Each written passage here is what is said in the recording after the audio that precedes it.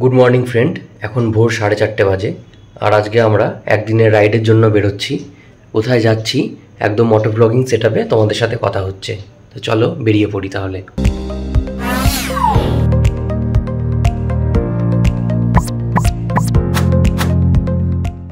Hello friends, welcome back to my YouTube channel running travelogue. এখন সকাল 6টা বাজে আর আমরা বাড়ির থেকে বেরিয়ে সবে হাইওয়েতে উঠলাম। এখন সকাল 6:20 বাজে আর এখন ডানকুনিতে ভালো জ্যাম রয়েছে। সিগন্যালটা গ্রিন হলে তারপর এগিয়ে গিয়ে আবার কথা বলছি। সকাল সকাল আমরা ডানকুনি টোলে চলে এসেছি। এটা আজকে আমাদের প্রথম টোল। আর লেনটা মনে হচ্ছে একটু ভুল হয়ে গেছে। গুড মর্নিং ফ্রেন্ডস, এখন 6:30 বাজে আর চারিদিকে ভালো হালকা হালকা কুয়াশা রয়েছে। হালকা ঠান্ডাও লাগছে আর অনেকটা ফগ হয়ে রয়েছে। বাড়ি থেকে বেরিয়ে সবে 10-12 কিলোমিটার মতো এসেছি এখন। আর এই রাস্তায় প্রচুর ডাইভারশন তো আছেই। এখন 6:45 বাজে, চারিদিকে হালকা ফগ রয়েছে। পিছন দিকে সানরাইজ হয়েছে।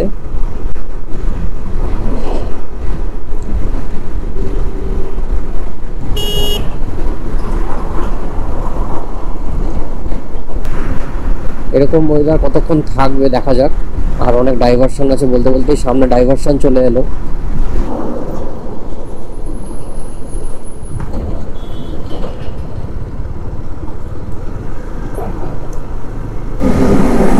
এদিকে নতুন ব্রিজের কাজ হচ্ছে আর এদিক দিয়ে তাই জন্য যাওয়া আসা দুটোই করে দিয়েছে।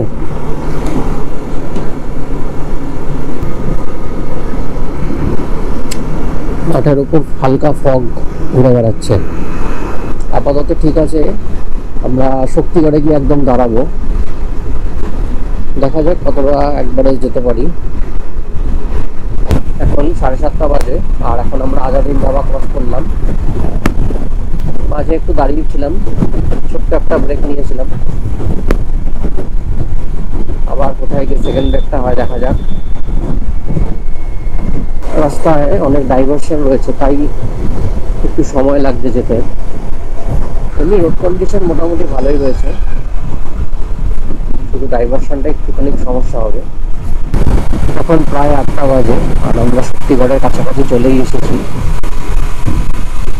আজকে আমরা 4 জন যাচ্ছি।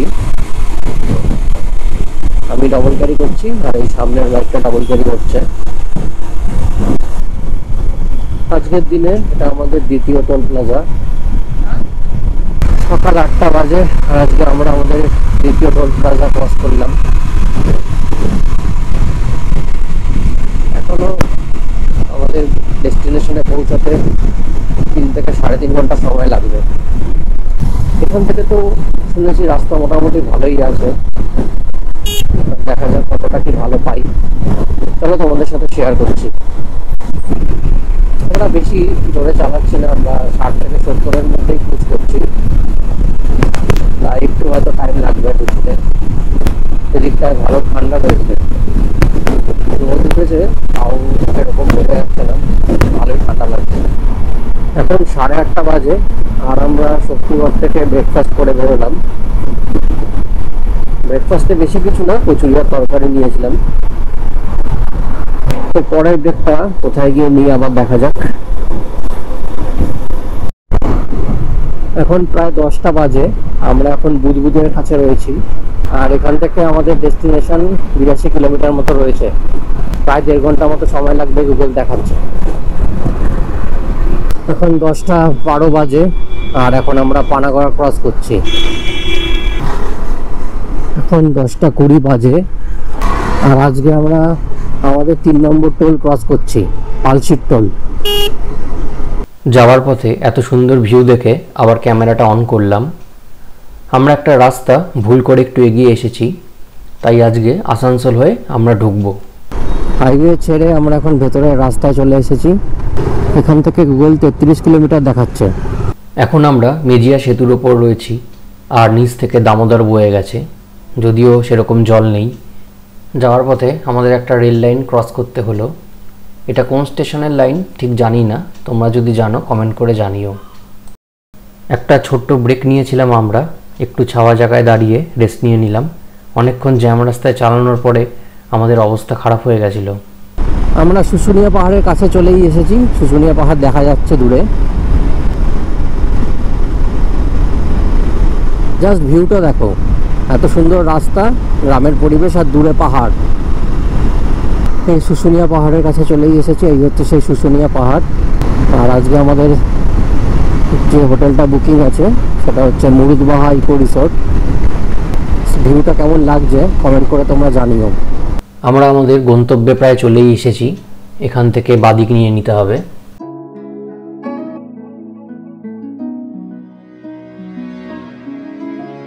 আর এই ডান দিকে এটা একটা রেস্টুরেন্ট, আপনারা চাইলে এখানেও খাওয়া দাওয়া করতে পারেন।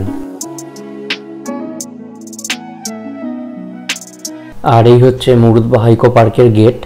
এখানে কেউ চাইলে টিকিট কেটেও পার্কটা ঘুরতে পারে। এই রিসর্টটা অনেক জায়গা নিয়ে তৈরি, আর রিসর্টটা খুব সুন্দরভাবে সাজানো আছে। আর তোমাদেরকে রিসর্টটা একবার ঘুরে দেখাবো। আর এই বিল্ডিংয়ে ফার্স্ট ফ্লোরে 2টো রুম আমাদের বুক করা আছে, আর তাই বাইকটা এখানেই রেখে দিলাম। এই হচ্ছে আমাদের রুম।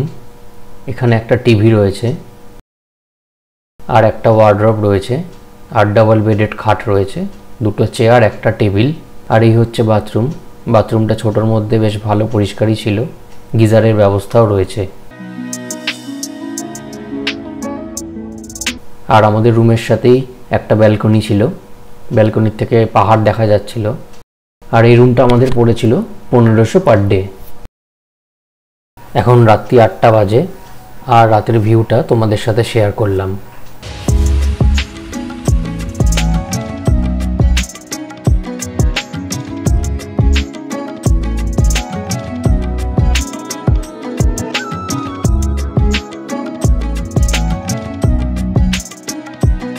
গুড মর্নিং বন্ধুরা, এখন সকাল 8টা বাজে, আর আজকে আমাদের শুশুনিয়াতে দ্বিতীয় দিন। আর এটা হচ্ছে সকালের ভিউ, একদম শান্ত সতেজ পরিবেশ। নিচে গিয়ে তোমাদের রিসোর্টটা একবার ঘুরে দেখাই। Good morning from Murudbaha eco resort. এখন সকাল 8:30 বাজে, আর রিসোর্টের ওভারভিউটা তোমাদের দিচ্ছি দাঁড়াও।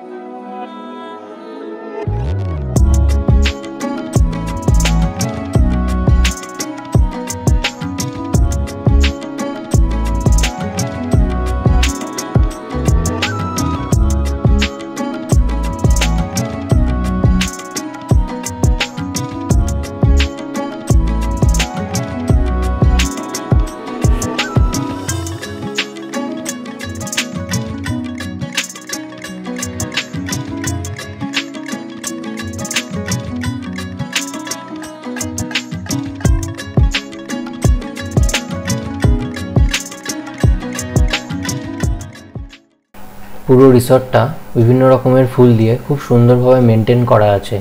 আর এই হোটেলের ওভারভিউটা তোমাদের কেমন লাগলো কমেন্ট করে জানিও। আর কালকে আমরা আমাদের এই রুমের নিচেই বাইকগুলোকে পার্ক করেছিলাম। আর এই হচ্ছে মুরুদবাহা ইকো পার্কের রেস্টুরেন্ট, আমরা এখানেই খাওয়া দাওয়া করেছিলাম।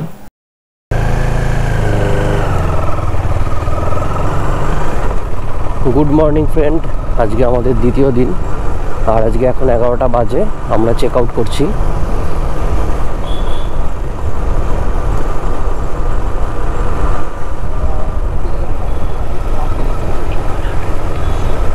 রিসর্ট থেকে বেরিয়ে আমরা এখন পাথরের মার্কেটটা দেখতে যাচ্ছি। রিসর্টের পিছন দিয়েই একটা রাস্তা আছে, একটু অফরোডিং করে সেখানে যেতে হবে। ফাইনালি আমরা পাথরের মার্কেটে চলে এসেছি, আর এখানে অনেক কটা দোকান রয়েছে। একটা দোকান থেকে আমরা সবাই অল্প কিছু কেনাকাটা করে নিলাম। পাথরের মার্কেটের পাশেই একটা মন্দির রয়েছে, আর তার পাশেই পাহাড় থেকে একটা জলাধার নেমে এসেছে, আর তার পাশ দিয়েই পাহাড়ে ওঠার রাস্তাটা রয়েছে। আর এই জলটা প্রচণ্ড ঠান্ডা আছে। পাথরের মার্কেট ঘুরে ফাইনালি আমরা মেন রোডে চলে এসেছি। এবার আমাদের নেক্সট গন্তব্য হচ্ছে ভরতপুর গ্রাম। যেখানে পটচিত্র শিল্প বিখ্যাত। ভরতপুর গ্রাম ঢোকার আগে আরেকটা গ্রামের মধ্যে দিয়ে আমাদের যেতে হলো। এই গ্রামটার নাম যদিও আমরা জানি না, তোমরা জানলে কমেন্ট করে জানিও। গ্রামের রাস্তা দিয়ে বাইক চালাতে বেশ ভালোই লাগছিল, আর এটা মনে হয় শুশুনিয়া পাহাড়ের পিছন দিকটা পড়ছে। রাস্তাটা বুঝতে আমাদের একটু অসুবিধা হচ্ছিল, তাই আমরা একটু ম্যাপের সাহায্য নিয়ে নিলাম। এই রাস্তাটা থেকে এবার আমাদের ডান দিক নিয়ে নিতে হবে। ভরতপুর গ্রামে আমরা চলে এসেছি। এবার কোন বাড়িটায় পটচিত্র শিল্পটা হয় সেটা খুঁজে বার করতে হবে। ফাইনালি বাড়িটা আমরা খুঁজে পেয়েছি, আর এই হচ্ছে সেই বাড়িটা। এই হচ্ছে সেই পটচিত্র শিল্প। ওনারা নিজেরা বাড়িতেই বানান এগুলো। বিভিন্ন পেন্টিংগুলোর মাধ্যমে ওনারা বিভিন্ন গল্পও তুলে ধরেছেন।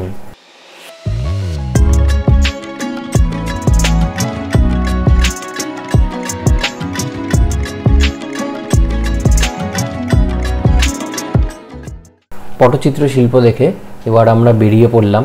গ্রামের ভেতরের রাস্তার অবস্থা খুবই খারাপ, আমাদের সবার অবস্থা খারাপ হয়ে গেছে বাইক চালাতে চালাতে। অনেকক্ষণ পর ফাইনালি এবার আমরা হাই রোডে এসে পৌঁছালাম। অনেকক্ষণ পর এত সুন্দর রাস্তা পাওয়ার জন্য ক্যামেরাটা আবার অন করলাম।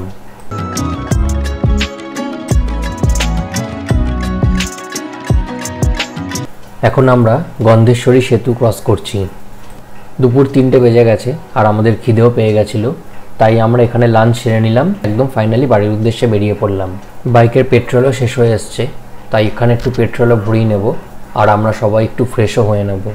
এখন বিকেল 4:30 বাজে, আর এখন আমরা জয়পুরের জঙ্গল ক্রস করছি। এখন 5:30 বাজে, আর আমরা কোতলপুর ক্রস করে একটু এগিয়ে এসেছি। এখন আমরা আরামবাগ এসে পৌঁছেছি, আর এখান থেকে আমাদের বাড়ি প্রায় 2 ঘন্টা মতো সময় লাগবে। অনেকক্ষণ পর ফাঁকা রাস্তা পেয়েছি, তাই এই সময় যতটা এগিয়ে যাওয়া যায়। রাতের অন্ধকারে আর কিছু দেখানোর নেই, তাই ভিডিওটা বড় করলাম না। শুশুনিয়া পাহাড়ের ভিডিওটা তোমাদের কেমন লাগলো জানিও। ভালো লাগলে শেয়ার আর লাইক করো। আবার নতুন কোনো ভিডিও নিয়ে দেখা হবে, তার জন্য তোমরা চ্যানেলটা সাবস্ক্রাইব করে রেখো।